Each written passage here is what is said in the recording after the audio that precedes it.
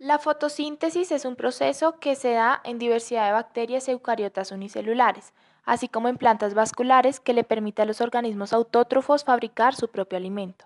La ecuación general de la fotosíntesis describe una reacción de oxidación-reducción en la que el agua cede electrones en forma de hidrógeno para la reducción del dióxido de carbono a glúcido. Sin embargo, la fosforilación es un proceso que necesita el aporte de energía en forma de luz, aspecto que lo diferencia de la fosforilación oxidativa. Es decir, en este proceso la energía lumínica se convierte en energía química. Las reacciones fotosintéticas tienen lugar en los cloroplastos, orgánulos intracelulares que al igual que las mitocondrias están rodeados de dos membranas, una externa que es permeable a pequeñas moléculas e iones y una interna que encierra el compartimiento en el que se alojan muchas vesículas o sacos aplanados y rodeados de membrana, llamados tilacoides. Estos tilacoides se organizan en estructuras conocidas como granas.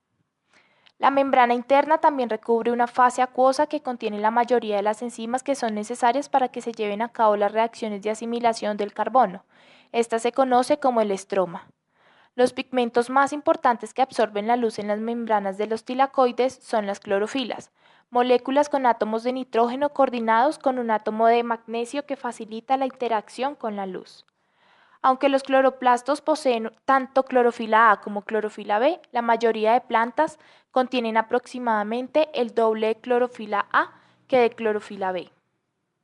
La fotosíntesis abarca dos fases principales: la fase lumínica, que involucra todas las reacciones que requieren luz, y la fase oscura, que requiere de los productos generados en las reacciones lumínicas para la generación de triosas fosfato, almidón, sacarosa y demás productos derivados.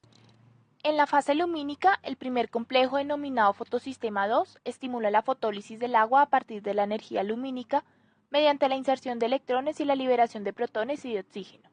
Estos electrones pasan a una cadena transportadora para su desplazamiento hacia las plastoquinonas, que permiten transferirlos al complejo del citocromo. Allí llegan protones del estroma para generar una alta concentración protónica en el interior del tilacoide.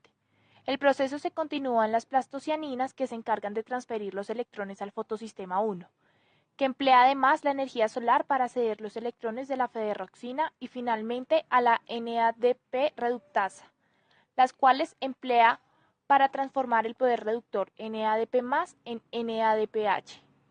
Al generarse una gran concentración de protones en el interior del tilacoide, permite que la ATPasa emplee esa energía para la producción de ATP a partir de ADP y fosfato. La fase oscura se desarrolla sin la presencia de la luz solar. El ATP y NADPH generados en la fase anterior entran al ciclo de Calvin en conjunto con el dióxido de carbono absorbido. De esta manera se lleva a cabo la síntesis de carbohidratos. El proceso inicia con la fijación del dióxido de carbono por la enzima Rubisco, generando fosfoglicerato. Esta molécula es transformada en bifosfoglicerato empleando una molécula de ATP y pasa a ser reducido a dos moléculas de glicerol 3-fosfato, para lo cual se requiere NADPH. Finalmente se obtiene ribulosa 1,3-bifosfato a partir del glicerol 3-fosfato, empleando la transformación de una molécula de ATP en ADP. De esta forma se regenera el ciclo. Este glicerol será el precursor de los azúcares y almidones. Cuando se sintetiza una molécula de glucosa, se requiere que 6 moléculas de dióxido de carbono sean fijadas.